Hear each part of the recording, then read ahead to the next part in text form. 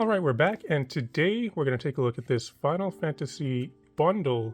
Now, usually I don't get bundles whenever a new set comes out. That's because typically the price per pack for the number of packs you're getting, it's not that good compared to like a booster box or a pre-release kit or something. But with this set, I decided to make an exception, and there are some reasons actually to get bundles if there are things outside of the actual cards that you'd like you get, the die, the storage box. There's some other cool stuff in here as well. So we're going to open this one up today, and just before we do though, I want to give a shout out to the sponsor of the channel, MTG North, which is actually where I got this bundle. I went there to visit their store this weekend to play in the pre-release, and while I was there I decided to pick up this bundle. But they have their online store as well, where you can go to buy any Magic cards you might be looking for, mtgnorth.ca, and you can use code 8thPlaceDave at the checkout to save 5% on your order. So I definitely recommend checking them out. And now, let's take a look at this bundle. So one thing with this set in particular actually is there are some cards which it's only possible to get them in bundles. It's kind of similar to what they did with Lord of the Rings with the sample packs. What is this? Adhesive. Okay. With the sample packs that you would get with Commander decks, where it was only possible to get the foil extended versions of the cards in those. There's a little insert. It's kind of cool. Our bundle box. So that's the case with these. I believe the only place you can get the extended art foil versions of some of the cards is in bundles. This thing is stuck to the top. Okay. So we got our dividers, our counters. Thing there. There's Sephiroth. That's what you get in there. This is what the die looks like. It has a Moogle on it. Kind of neat. You get your 5, 6, 7, 8, 9 packs. So in here, this is going to be the non-foil lands. Also, what I like with this one is with your land packs, they're all full art in this. Sometimes they're not, but in this set they decided to give you all full art ones. So these are the non-foil ones. And then in the other one, there should be foil ones, as well as our promos. So I think you get an uncommon and a rare, or mythic. So this is our Commander deck card, Fanadil. That's some words I don't know how to pronounce.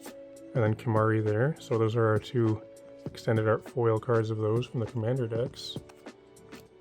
There. And then these are the foil full art basics. So you get quite a lot of full art basics between the foil and non-foil there.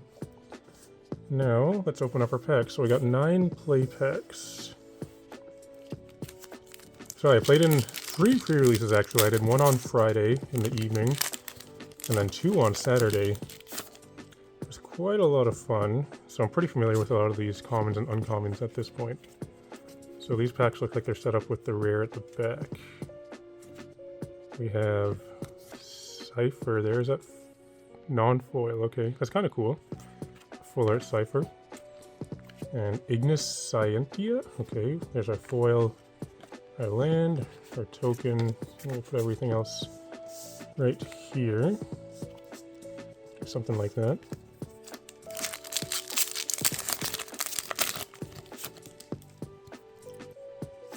Looks like I like with this set how you can take a little peek at the side of the cards and see if there's something potentially exciting coming up. And this one, it looks like that's not the case. I think this is a really good uncommon Albed Salvagers. So similar to a Blood Artist kind of effect. There's Robon, Amigo. In the last pre-release that I played, the Saturday evening one, I made 2 decks actually. First I played a Grixis deck with Wizards, and it seemed pretty good.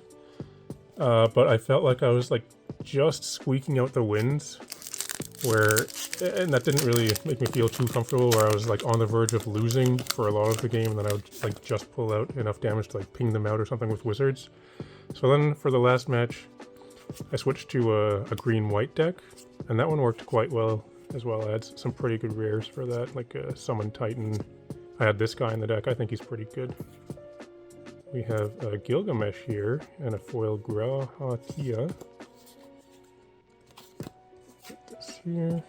3 red rares. Alright.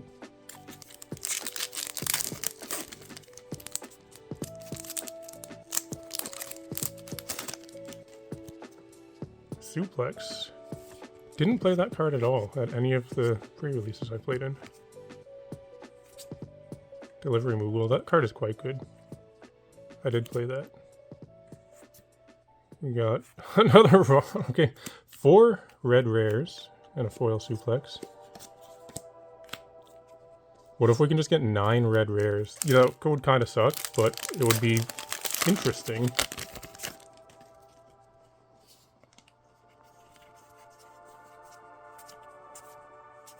We got a Sephiroth. Okay, that's better. Sephiroth is good. We'll put that right there. A bird and a couple of foils. I've done pretty well in opening Sephiroth so far, so this is the 3rd Sephiroth that I've opened throughout the videos that I've made of me opening this Final Fantasy stuff. We haven't gotten any of the bonus sheet cards yet. Final Fantasy Through the Ages. It's a little bit surprising. I think they should be on average 1 in every 3rd pack. The Earth Crystal. I got that in my pre-release, and I was playing a Selesnya deck, and I actually didn't even play this in the deck. It seems, I don't know, a bit unnecessary, I guess. Like, it's good, but it's basically 6 mana, put 4 1/1 counters on my dudes, which is good if you're, you know, in the late grindy game, but I felt like I had other things I wanted to be doing, and it worked out.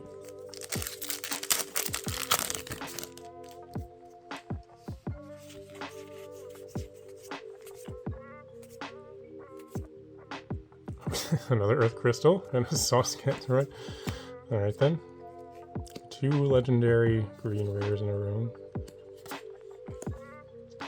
Couple of packs left. Man, imagine if this was your pre-release pool.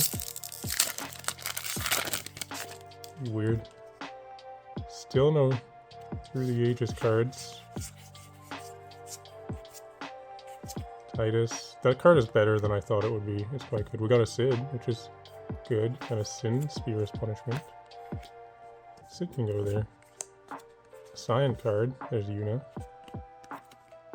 Grand Summoner. And 1 pack left to go. Okay, we did get a bonus sheet card. Hopefully it's a good one. You can see it peeking out there on the edge. It takes the... I think usually it takes the slot of a common or an uncommon. What's it gonna be? I think this is a pretty good uncommon, or common rather, the Black Mage's Rod. Therian, Swordmaster. That's one I have not gotten yet, so let's SRAM. This is really cool art. It's a very iconic one. This is what was on the cover of one of the Final Fantasies. I remember it's from one of the PS1 like anthologies or something, you know, the re-release of the original ones. So you can go here. Pretty happy with that. Freya, battle menu, Ambrosia, Whiteheart, and a Tyr and Priwen. Okay, we got another mythic. It's currently not really well, it's an exciting one, but not like a huge one. I'm pretty happy with this battle menu, actually. I think that's a really good uncommon. We got another mythic, though. And the crystal's chosen, and that's all. So not bad, actually. With this, the Sephiroth is really what did it. But we got, you know, the Sephiroth, we got another mythic, we got a Sid, we got the Fury in there. Pretty happy with that. You know, usually when I do an opening video, I like to do a little recap at the end, take a closer look at this stuff, but there aren't really that many packs here, so you can already see all the stuff that we opened in this video. So that's what you get in the Final Fantasy bundle, and that's the artwork on the box there. And if you're still watching though, thanks for watching. It'd be cool if you can like and subscribe and all that kind of stuff. Everyone should definitely come join my Discord server. You can find a link to that in the video description below. And also, if you're looking to build any decks with these cards, you should definitely check out moxfield.com. It's the service that I use to make all my deck lists. They're also a supporter of the channel. And you can find my Moxfield linked in the video description below, where you can see all of the decks that I'm currently working on. So I recommend checking that out. And also, I'd just like to take a moment to thank all of the patrons that support me on Patreon. But otherwise though, thanks for watching, and I'll talk to you later.